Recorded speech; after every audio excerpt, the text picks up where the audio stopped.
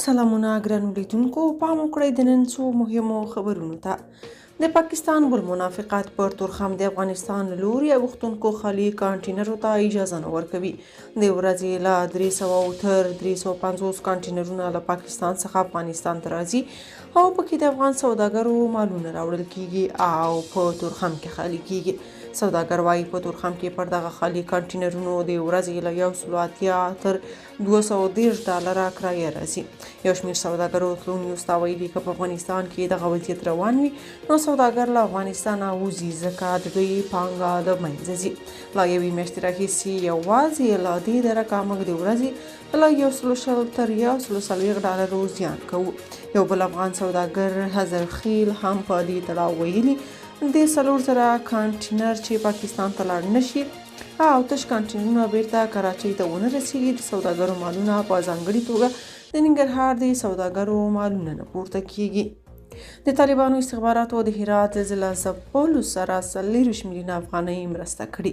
د اسلامي امارت ویان ذبیح الله مجاهد پر ایکس ټولنیزه رسنۍ لیکلي چې د استخباراتو لوی ریاست کارکوونکو د هرات ضلع ځپلو سره د مرستو لپاره له خپلو معاشونو څخه 40 میلیونه افغانۍ ټولې کړي او یاد ولایت ته یې استولي چې ترڅو د موظف کمیسیون لخوا اړمنو ته ورکړل شي. حقانی وایي اوسني واکمنان د خلکو خادمان دي. سراج الدین حقانی ویل کابل هیواد کې د روان وضعیت تعبیر دی. د مرکزیت له امله د کابل ولایت د چارواکو مسؤلیت ډیر دی. که د مجاهدینو مسؤلیت وګورو نو ډیرې بریاوې او کمې نیمګړتیاوې لري. حقانی د امنیتي بنسټونو ترمنځ همغږي مهمه وبلله او په وینا یې د ولس د اعتماد ترلاسه کولو کېدو په موخه باید کار وشي. حقانی ویل په تیر یرغل کې د خلکو فکرونه زیانمن شوي او پکار ده چې ژر تر ژره د هغوی ویره له منځه ویوړل شي.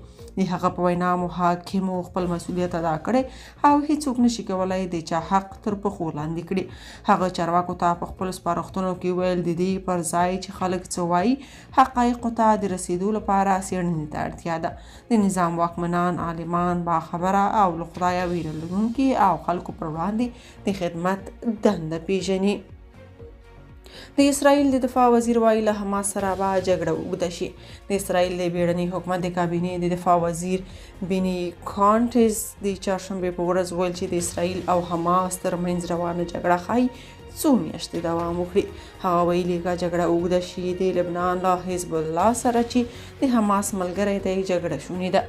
اسرائیل د ټایمز په وینا کانټز او د اسرائیل حکومت نور لوړپوړو چارواکو د چهارشنبې په ورځ د سویلي اسرائیل ښاروال او د نیګیو سیمه ایزې شورا مشر اوفیر لیپسټین په جنازه کې ګډون کړی او خبرې وکړې. لیپسټین د تاریخ په 15مه د اسرائیل په سویل کې د حماس له جنګیالیو سره په جګړه کې وژل شوی. په همدې ورځ د حماس د وسلوالو لخوا په سلګونه نور اسرائیلیان چې ډیری ملکیان ووژل شو.